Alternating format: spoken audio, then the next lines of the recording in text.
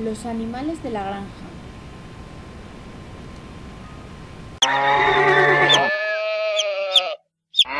¿Qué es esto?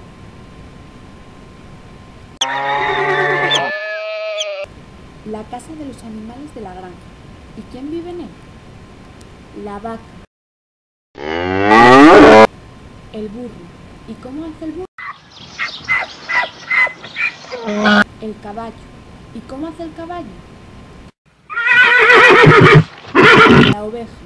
¿Y cómo hace la oveja? El cerdo. ¿Y cómo hace el cerdo? La gallina. ¿Y cómo hace la gallina?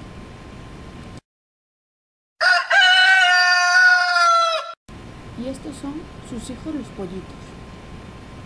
El pato. ¿Y cómo hace el pato? Animales de la granja. Realizado por Paula Jiménez, Diana Mayo y Carla Sánchez.